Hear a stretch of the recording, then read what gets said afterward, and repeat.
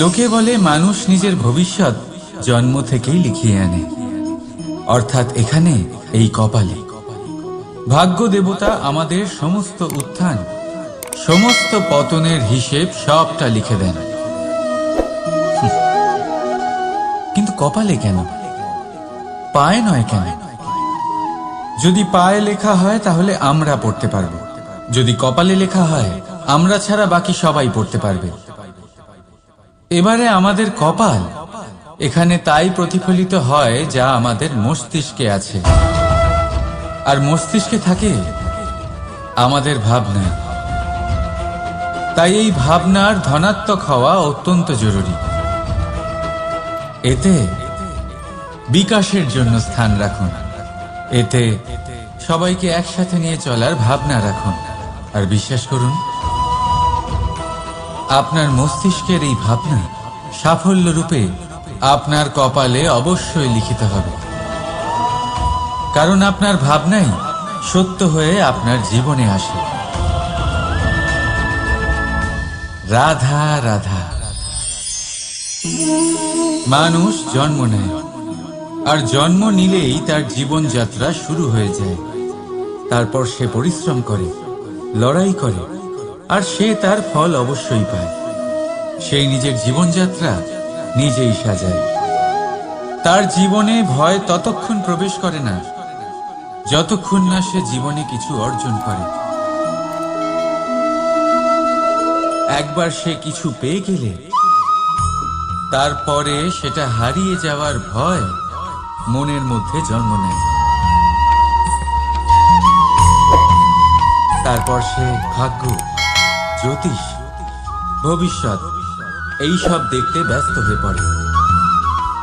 আমি আপনাকে একটা প্রশ্ন করছি, আপনি যখন এই সংসারে এসেছিলেন কি নিয়ে এসেছিলেন যে আপনি হারাবেন? কিছুই না। আপনার বশে আপনার জীবনের সেই মুহূর্তই আছে যা আপনার হাতে আছে, অন্য কিছুই নয়। আপনার হাতে আছে আপনার কর্ম। যে জীবনে দুর্ভাগ্যে হতাশ হয় না, যে অসফলতার জন্য ভেঙে পড়ে না, সেই এই জীবনে বিজয়ী হয়। বলুন, যখন আপনার জীবনে কিছুই ছিল না কি করেছিলেন?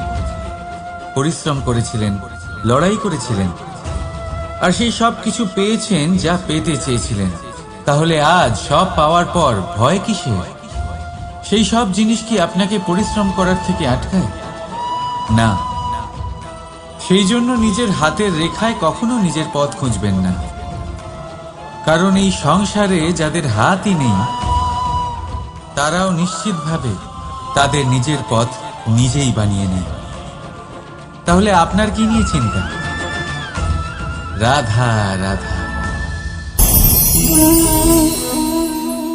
আসুন এই ছোট্ট গাছটা দেখুন। এই গাছ আমার কাছে অত্যন্ত প্রিয়। আমি এই গাছটাকে ভীষণ ভালোবাসি। এবার ভাবুন, এই ভালোবাসায় আমি ওকে দিনে যদি 6 বার জল দিই তাহলে কি ওর বিকাশ ঠিক করে হবে? এটা কি ওর জন্য ভালো হবে? কখনোই নয়। এর শিকড় পচে যাবে, এর শিকড়ের জল গ্রহণ করার ক্ষমতা শেষ হয়ে যাবে। তাহলে কি করা দরকার? দরকার হলো একে সঠিক মাত্রায় জল দেওয়া। দরকার হলো সঠিক সময় অন্তর তাকে জল দেওয়া। দরকার হলো একে সূর্যের তাপও সহ্য করতে হবে। দরকার হলো প্রতিটা কাজ যেন পরিমাণ মতো হয়। এবারে এই ভুল বেশিরভাগ মাতা পিতাই করে ফেলেন। নিজের সন্তানকে এতটাই ভালোবেসে ফেলেন, আর তাতে সন্তানের প্রতিটা ইচ্ছে পূরণ করেন। তারা প্রত্যেকটা জিনিস তাদের দেন, প্রতিবার তাই করেন। আর এইভাবে সন্তানের বিকাশে নিজেই বাধা হয়ে ওঠেন। এরকম করবেন না। এই যাত্রা আপনার সন্তানের। এই যাত্রায় আপনার সন্তানকে অনেক কিছু শিখতে হবে। নিজের ক্ষমতায় কাজ করতে হবে, তাকে করতে দিন। একটা অত্যন্ত গুরুত্বপূর্ণ কথা বলবো আপনাদের, তা আপনারা মনে রাখবেন। প্রেম আর শত্রুতা অধিক হয় তাহলে তা ক্ষতিকর। প্রতিটা বিষয় সমতা বজায় রাখুন। আর আমার সাথে ভালোবেসে বলুন, রাধা রাধা। নদী হোক বা সাগর হোক, নৌকা আমাদের এটা পার করতে সাহায্য করে। এই নৌকা কখনো কখনো ডুবেও যায়। এবারে এখানেই লুকিয়ে রয়েছে একটা শিক্ষা। অটল জলে এই নৌকা থাকে, তবুও ডুবে যায় না। এটা তখন ডুবে যায় যখন সেই জল নৌকায় প্রবেশ করতে থাকে। যখন জলের স্তর আস্তে আস্তে নৌকায় বেড়ে যায়, তখন নৌকা ডুবে যায়। এবার এটা আমাদের সাথেও হয়। বাইরের সমস্ত সমস্যা, সমস্ত বিপদ, সমস্ত সংকট, সমস্ত দুঃখ, এই সব আমাদের ততক্ষণ ভাঙতে পারে না যতক্ষণ না আমরা এদের আমাদের অন্তরে প্রবেশ করতে দিই।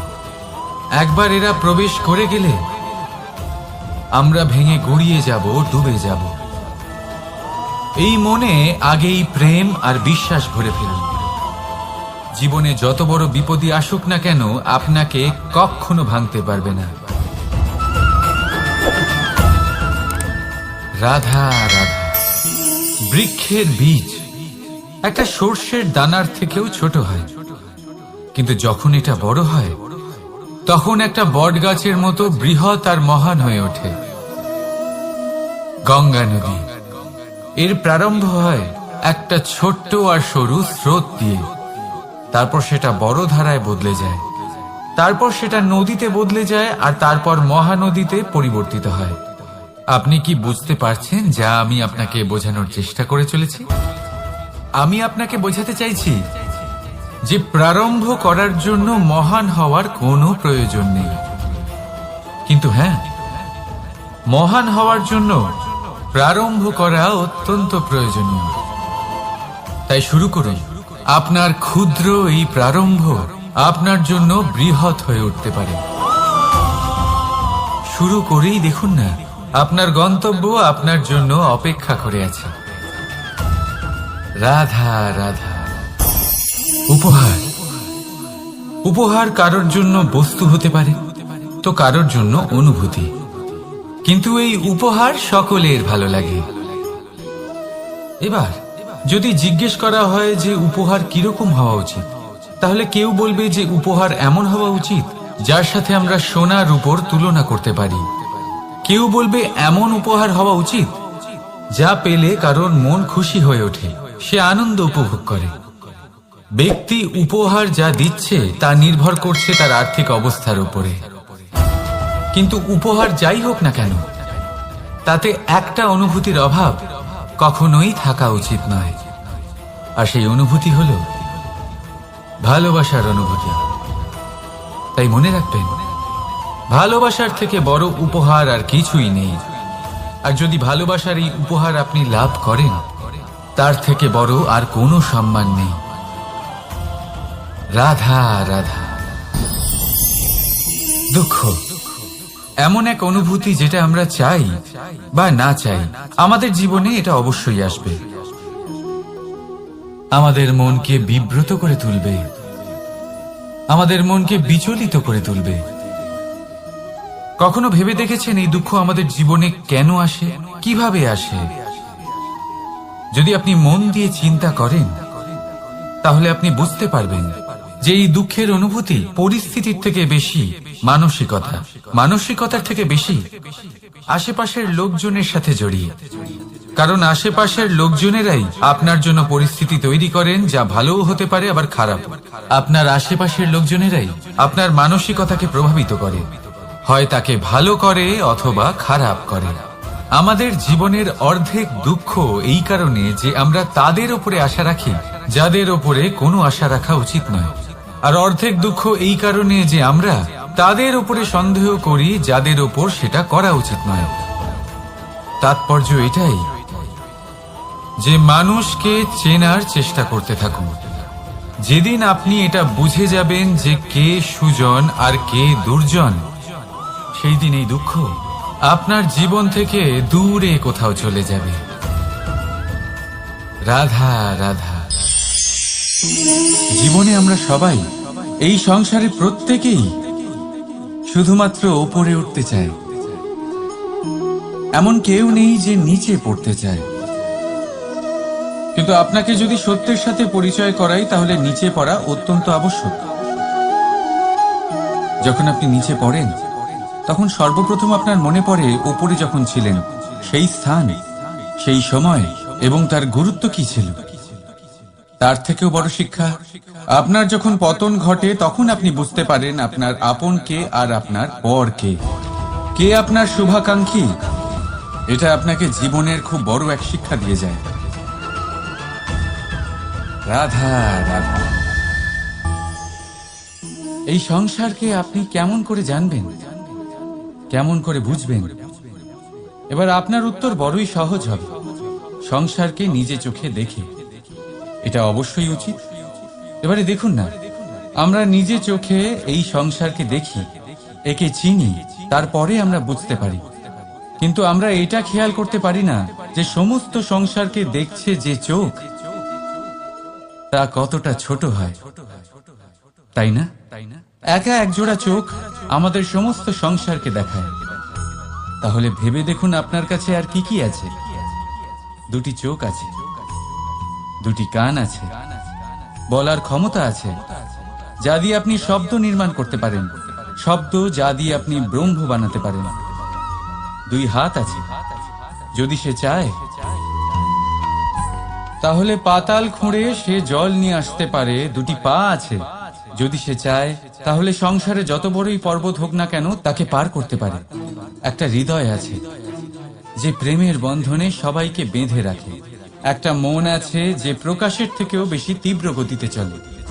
এক মস্তিষ্ক আছে যে যত বড়ই সমস্যা হোক না কেন সমাধান বের করে ফেলে।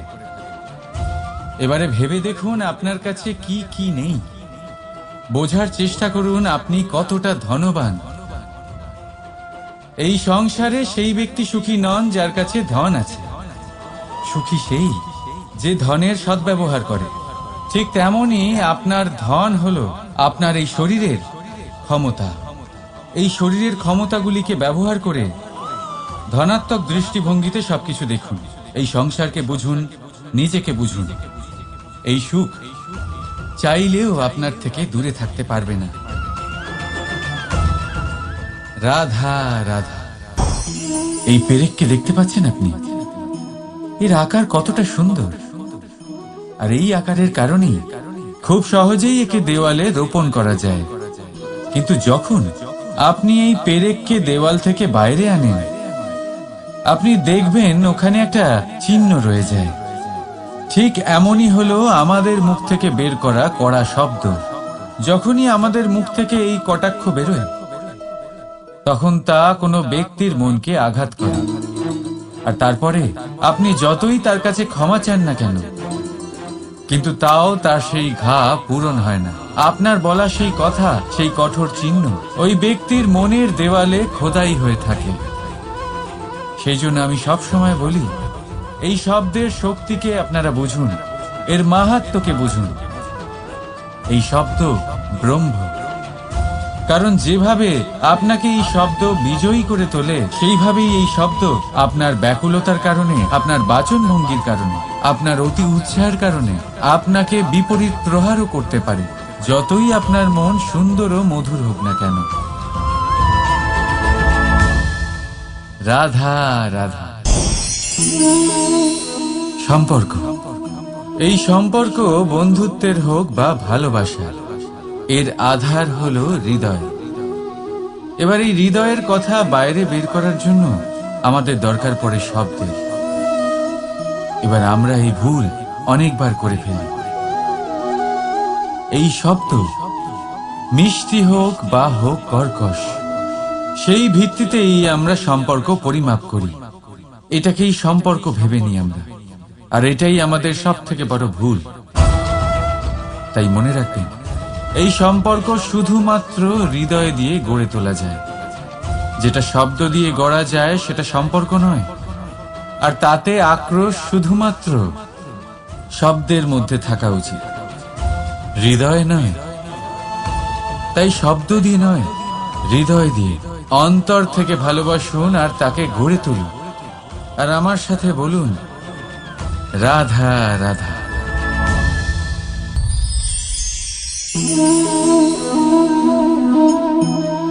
লোকে আমাকে সব সময় জিজ্ঞেস করে যে কানাই, এখন তুমি বড় হয়ে গেছো, এই বাচ্চাদের সাথে থেকে তুমি সব সময় দুষ্টুমি করো। কেন? তুমি বড় হয়ে গেছো, বড়দের মতো থাকো।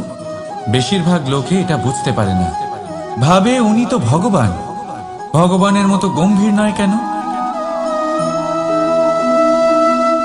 এবারে আমি কি করে বোঝাবো সবাইকে যে আমার ভগবান হওয়ার পিছনে যে সবচেয়ে বড় রহস্য, তা হলো এই বাচ্চারাই। আমার শক্তি কোথা থেকে আসে?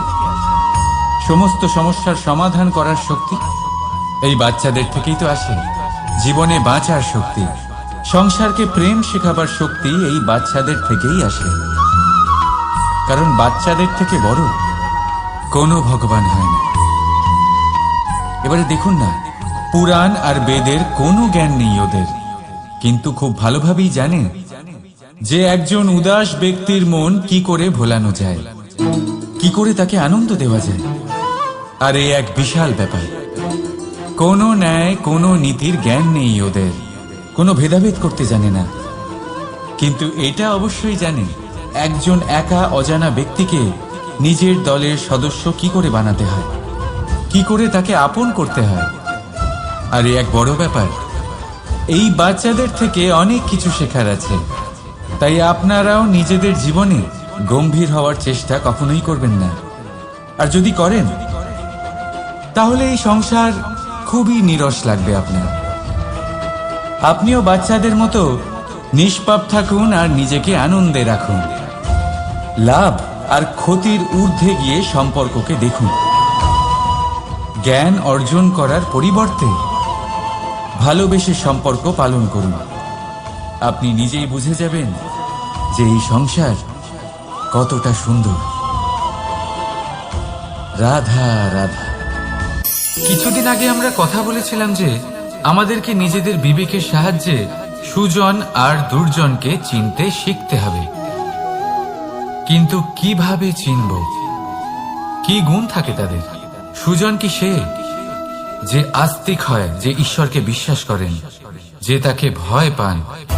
নাকি দুর্জন সে যে ঈশ্বরকে বিশ্বাস করেন না, তাকে ভয় পান না, শুধুমাত্র নিজের কাজ করে যান?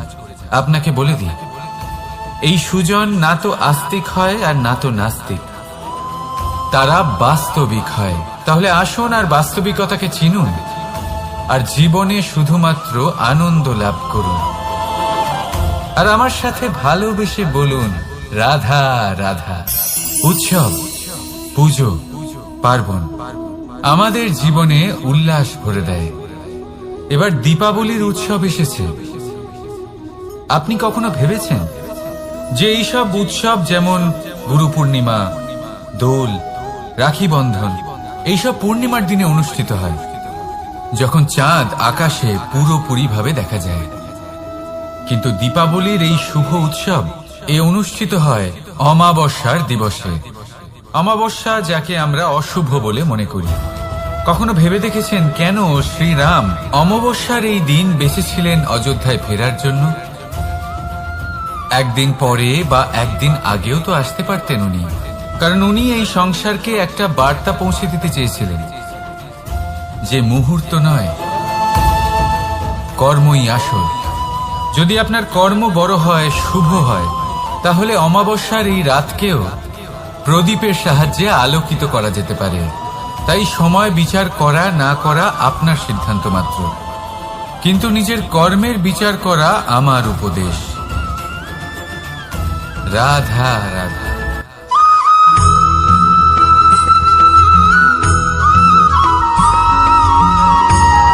কথায় আছে প্রত্যেক পুত্র তার পিতার প্রতিচ্ছবি হয়, আর সমস্ত প্রতিচ্ছবি চায় যেন সে তার অস্তিত্ব প্রাপ্ত করতে পারে। পুত্র চায় সে যেন তার পিতার মতো হয়, বা কখনো কখনো তার থেকেও শ্রেষ্ঠ হয়। সেটা কোনো অনুচিত ব্যাপার নয়। অনুচিত তখন হয় যখন পুত্র নিজের পিতার মতো হবার স্বপ্ন পূরণ করতে গিয়ে বা তার থেকেও শ্রেষ্ঠ হওয়ার স্বপ্ন পূরণে অনুচিত পথের আশ্রয় নেয়। কারণ তারপরে সে তার পিতার গুণগুলি আত্মসাৎ করতে চায় না। সে শুধুই এটা চায় যে সংসারের চোখে যেন আমি শ্রেষ্ঠ প্রমাণিত হই। এটা অনুচিত। সংসারে এমন অনেক মানুষ আছেন যারা এই কারণে শ্রেষ্ঠ হবার চেষ্টা করেন যাতে তার পরিবারের তার পিতার সম্মান বৃদ্ধি পায়। এমনও মানুষ থাকেন, আর এটাই হলো পার্থক্য উদ্দেশ্যের। মনে রাখবেন, যদি আপনার উদ্দেশ্য শুভ হয় তাহলে পথও শুভ হবে, যদি আপনার উদ্দেশ্য অশুভ হয় তাহলে পথও অশুভ হবে। তাহলে নিজের পিতার মতো হবার চেষ্টা অবশ্যই করুন, তার থেকেও শ্রেষ্ঠ হওয়ার চেষ্টা অবশ্যই করুন, কিন্তু মনে রাখবেন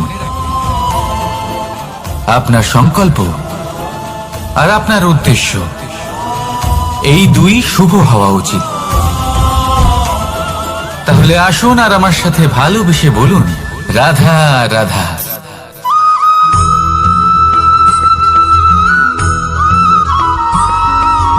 বসন্ত ঋতু, এই সময় মন আনন্দে ভরে থাকে। এমন মনে হয় যেন আমরা আকাশে বিচরণ করতে চলে যাই, কিন্তু সেটা তো সম্ভব নয়। সেই জন্য হয়তো আমরা ঘুড়ি ওড়াই, এই ঘুড়িকে নিজেদের প্রতিরূপ মনে করে।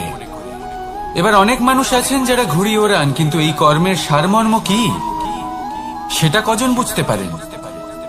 আপনি এটা মনে করুন যে আপনি হলেন সেই ঘুড়ি, আর এই সুতো যিনি ধরে রয়েছেন তিনি হলেন পরমাত্মা।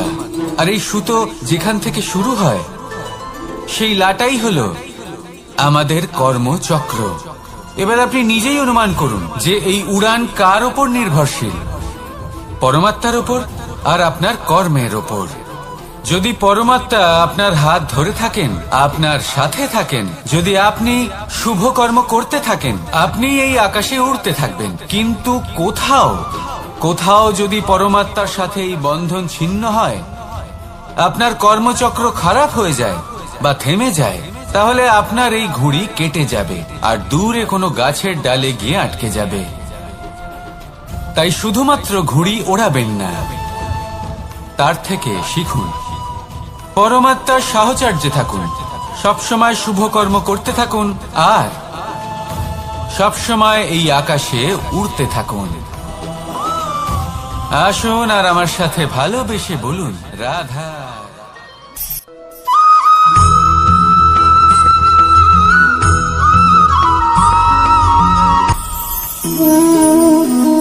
শক্তি এক অত্যন্ত বিচিত্র বস্তু, বা বলতে পারেন অনুভূতি। পিতা সবসময় চান যেন তিনি তার শক্তি পুত্রকে। আসুন আপনাকে সহজে বোঝাই, যদি আপনি সুপাত্র হন আর আপনাকে শক্তি দেওয়া হয়, তাহলে আপনি সেই শক্তির গুরুত্ব বুঝবেন, কোথায় সেই শক্তি প্রয়োগ করা উচিত সেটা বুঝবেন। আর এটা যেহেতু অর্জন করা শক্তি হবে, সেই শক্তির অপব্যবহার হবে না। কিন্তু যদি এই আপনি কুপাত্র হন আর যদি আপনাকে এই শক্তি দেওয়া হয়, তাহলে কি হবে? দেখতে গেলে এই শক্তি আপনি দান হিসেবে পেয়েছেন, তাই না আপনি এই শক্তির গুরুত্ব বুঝবেন আর না এর প্রয়োগ আপনি জানবেন, তার অপব্যবহার হওয়া সুনিশ্চিত। তাই যদি আপনি কোনো শক্তি অর্জন করতে চান, তাহলে আগে তার যোগ্য হয়ে উঠুন, পুত্র নয় পাত্র হয়ে উঠুন। আর আমার সাথে ভালোবেসে বলুন, রাধা রাধা।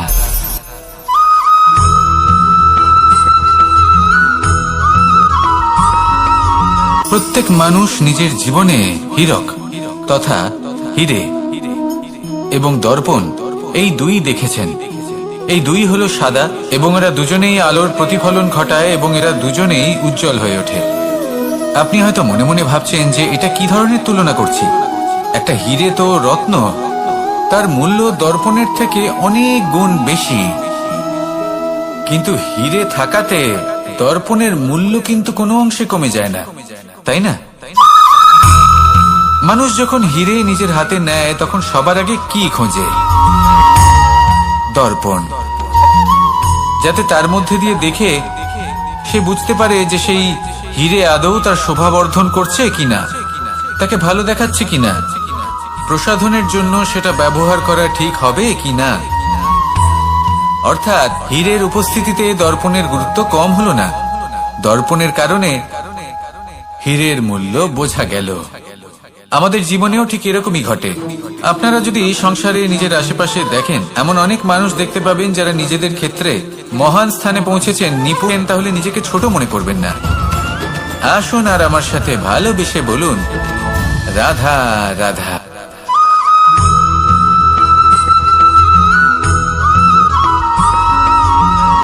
সংসারে আমাদের জীবনে যখন কোনো সুখ বা দুঃখ আসে, তার জন্য আমরা কাউকে না কাউকে অবশ্যই দায়ী করে থাকি, তাই না? এই ব্যক্তি আমাদের সাথে এরকম কাজ করেছেন, তাই আমার সাথে এমন হলো।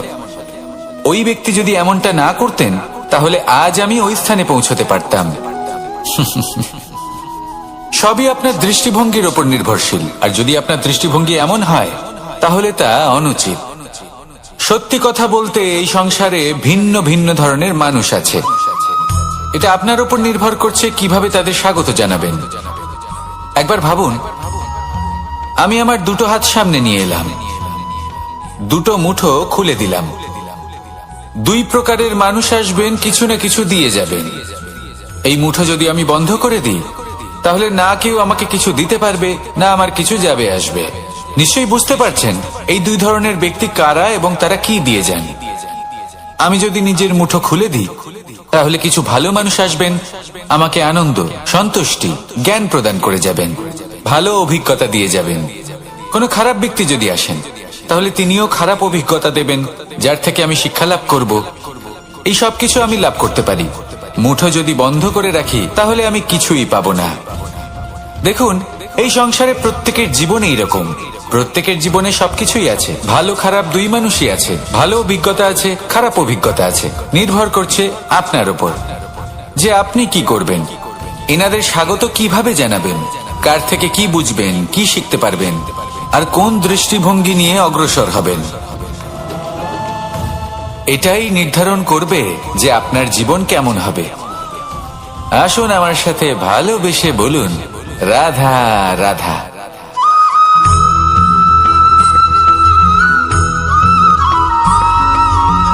এই দড়িটা দেখুন, ছোট ছোট রেশম দ্বারা তৈরি। এটা সরু সুতো দ্বারা তৈরি হয়েছে এটা, আর এ অত্যন্ত কোমলও বটে। আর আপনি চাইলে এটা সোজাও করে দিতে পারেন, আর চাইলে এটা বেঁকিয়েও দিতে পারেন। আর যদি চান, তাহলে এটা গোল গোল করে বেঁধে কোথাও রেখেও দিতে পারেন। এবার এই কোমল দড়ি যদি কোনো নিষ্ঠুর কঠিন পাথরে বারংবার জড়িয়ে দেওয়া হয়, তাহলেও তাকেও কাটতে পারে, নিজের ছাপ ছেড়ে যেতে পারে, সেটার আকারও বদলে ফেলতে পারে। এবার এর কারণ কি? এর কারণ হলো অভ্যাস আর নিরন্তর প্রচেষ্টা। যদি আপনিও চেষ্টা করেন আর নিরন্তর কর্ম করে যান, তাহলে আপনার প্রারব্ধ পাথরের মতো কঠিনই হোক না কেন, তাতে ভাঙন ধরিয়েও আপনি নিজের লক্ষ্যে অবশ্যই পৌঁছতে পারবেন। একটা গুরুত্বপূর্ণ কথা মনে রাখবেন, সুকর্মের অভ্যাস আর নিরন্তর প্রয়াস, এই হলো সাফল্যের মন্ত্র। তাহলে জীবনে এই মন্ত্র আনুন আর আমার সাথে ভালোবেসে বলুন, রাধা রাধা।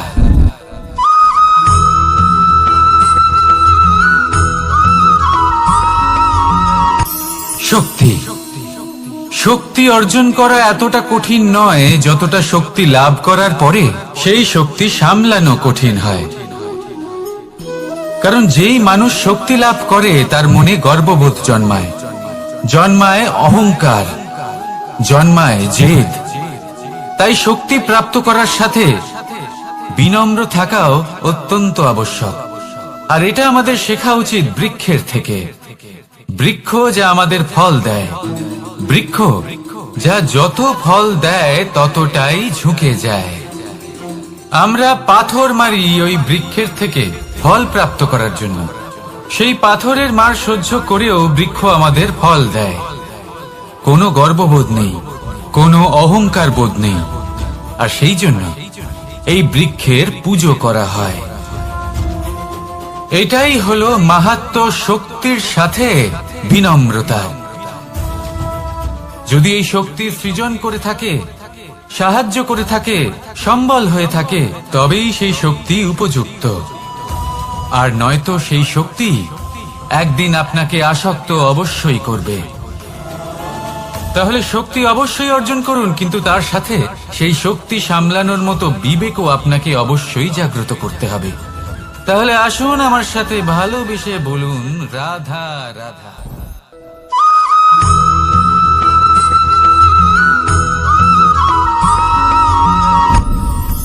আপনি কি কখনো কোনো জলের ধারা দেখেছেন?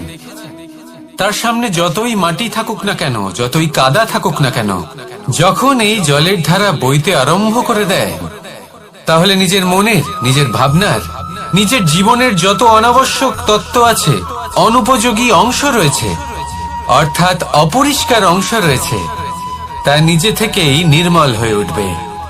আর যেরকম জলের ধারা কখনো থেমে থাকে না, সব সময় বয়ে চলে, সেইভাবে আপনিও কখনোই থামবেন না।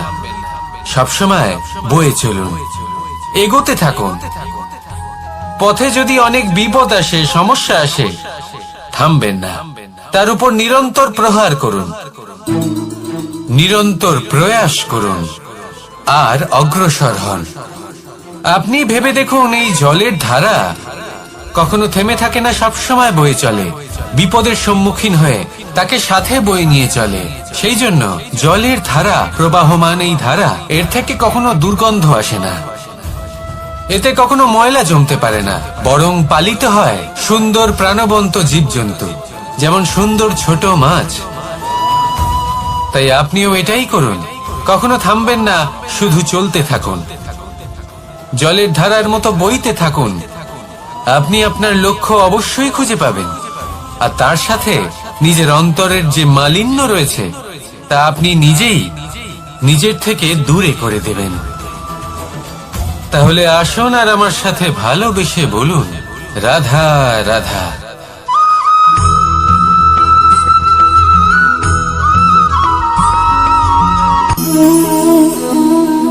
নিয়তি। রাধা আমাকে বলে, কৃষ্ণ, যদি তুমি জানো যে নিয়তিতে কি আছে, তাহলে তাকে বদলে দাও না কেন? মহাদেব আমাকে বলেন যে শ্রীকৃষ্ণ, যদি আপনি এটা জানেন যে সাম্বের নিয়তি এটাই, তাহলে আপনি তাকে বদলানোর চেষ্টা কেন করেন? কেন? কারণ আমি একজন পিতা, আর পিতার কর্তব্য এটাই, তিনি যেন সম্ভাব্য সব চেষ্টা করেন নিজের সন্তানের মঙ্গলের জন্য। নিয়তি আমি জানি, কিন্তু এটাও আমি জানি যে কর্মের থেকে বড় আর কোনো নিয়তি হতে পারে না। অভিজ্ঞতাও রয়েছে যে কর্মের হাতে নিয়তির এই চক্র বদলে যেতে পারে।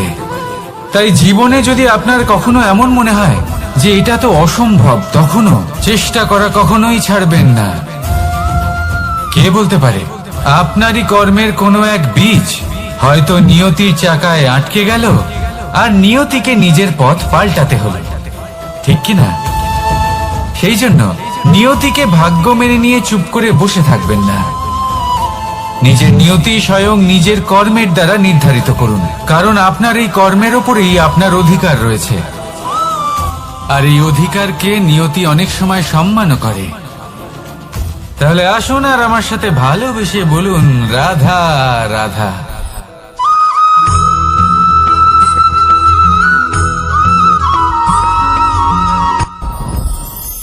সাথী। সাথী এই শব্দটির ব্যাখ্যা কে কিভাবে করে? মিত্র, সখা, বন্ধু, কিন্তু অর্থ একটাই, তিনি যিনি আপনার সঙ্গী হন আর তিনি যার সাথী আপনি হন। এবার সব থেকে বড় প্রশ্ন হলো এটাই যে তিনি কে হতে পারেন যাকে আপনি আপনার সাথী বলে মেনে নিতে পারেন, নিজের সখা, নিজের মিত্র, নিজের বন্ধু মেনে নিতে পারেন। আপনার সাথী হলেন তিনি যিনি দুঃখের সময় আপনার পাশে থাকবেন, আপনার হাত ধরে থাকবেন। আপনার সাথী হলেন তিনি যার হাত আপনি নিজের সুখের দিনে ধরে থাকবেন। সেই সাথীরই হাত ধরুন যিনি দুঃখে সবসময় আপনাকে সাহায্য করার জন্য তৎপর হয়ে থাকেন, আপনার পাশে থাকেন, আর যাকে সুখের দিনে আপনি আপনার সাথে রাখতে পারেন। আর যখন আপনার সাথে আপনার এই সাথী থাকবে, তখন আপনি এটা বুঝবেন যে যখন জীবনে দুঃখ আসে, তখন এই দুঃখ কমে যায়, সবার মধ্যে ভাগ হয়ে যায়, আর যদি তখন সুখ আসে, তাহলে সেটা সবার উপস্থিতিতে আরো বেড়ে যায়। এটাই হলো প্রেম, এটাই হলো ভালোবাসা, এটাই হলো সঙ্গ। যেমন সম্পর্ক আমার আর রাধার মাঝে। তাহলে আসুন আর আমার সাথে ভালোবেসে বলুন, রাধা রাধা।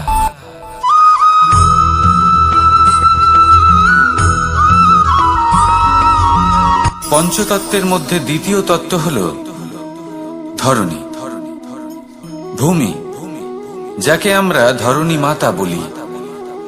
এই ধরণী ধৈর্য ধারণ করে, আর এর ওপরেই আমাদের সমগ্র সংসার নির্ভরশীল। কারণ এই ভূমি সহ্য ক্ষমতা রাখে, এর সহ্য ক্ষমতা হলো অপরিসীম। সন্তান যতই আঘাত প্রদান করুক না কেন, প্রেম পূর্বক সহ্য করে, আর তার বদলে অমূল্য রত্ন প্রদান করে। সন্তান যদি হাল চালায়, তাহলে তার বদলে তাকে অন্ন প্রদান করে। এটাই হলো ধরণী। এবার এর থেকে আমরা কি শিক্ষা পেতে পারি? এটাই যে কারোর জন্য কিছু করা বা কাউকে কিছু দেওয়া মনে কোনো কামনা ছাড়াই।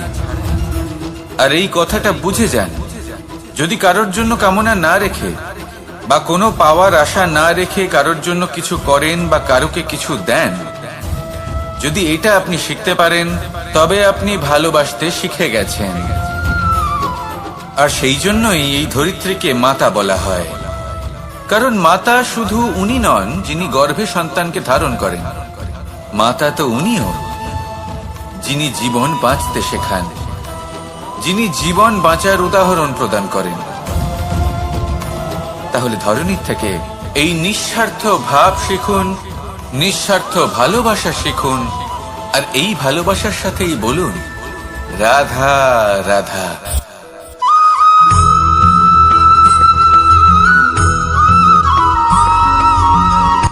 কথায় আছে, অন্ধকারে প্রদীপ প্রজ্বলিত করলে চতুর্দিক আলোকিত হয়।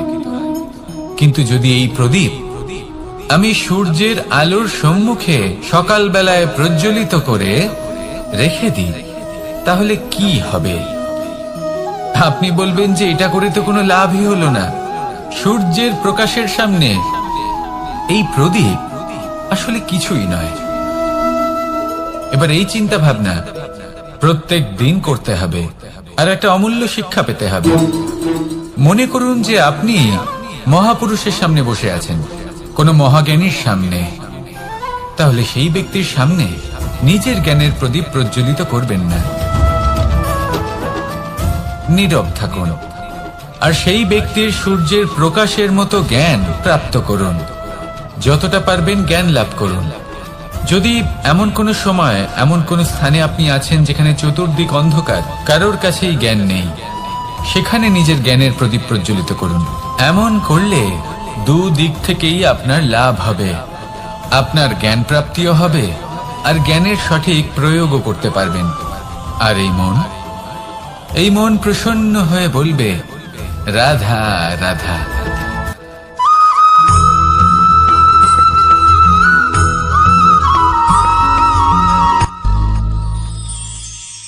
শিশিরের বিন্দু পাতার ওপর পড়ে আর তার গায়ে লেগে থাকে। পাতা তাকে শুষে নিতে পারে না, আর শেষ পর্যন্ত সে ঝরে পড়ে যায়। অন্যদিকে রয়েছে মেঘ এবং চাতক। এদের মধ্যে অনেক দূরত্ব থাকে। মেঘ থাকে আকাশে আর চাতক থাকে ধরিত্রীতে। কিন্তু যখন এই মেঘ থেকে বৃষ্টি ঝরে পড়ে, এই চাতক কিন্তু সেই জলই পান করে, নয়তো সে তৃষ্ণার্ত থেকে যায়। এবার অন্যদিকে দেখলাম শিশির বিন্দু আর পাতার এই সম্পর্ক। এরা খুব কাছাকাছি থাকে, ঘনিষ্ঠও থাকে। অন্যদিকে রয়েছে মেঘ এবং চাতকের সম্পর্ক, যাদের মধ্যে অনেক দূরত্ব থাকা সত্ত্বেও তারা খুব ঘনিষ্ঠ, তাই না? এই সারমর্ম খুব সরল। এই নৈকট্য, এই দূরত্ব, তা আপনার সম্পর্কে প্রভাব কিছুতেই ফেলতে পারে না। এই নৈকট্য, এই দূরত্ব, এইসব হলো শুধুমাত্র মনের ব্যাপার। কখনো আপনি অনুভব করেছেন আপনি কারোর থেকে অনেক অনেক দূরে আছেন, অনেক দূরে আছেন, তাও সেই ব্যক্তির প্রতি আপনি টান অনুভব করেন, সেখানে আপনি কারোর সাথে প্রত্যেক দিন অতিবাহিত করেন, সমস্ত জীবন অতিবাহিত করেন, সব থেকে বেশি সময় তার সাথে অতিবাহিত করেন, তাও তার প্রতি সেই টান অনুভব করেন না। এই সংকেত হলো মনের দূরত্বের। তাহলে মনের এই দূরত্ব দূর করুন আর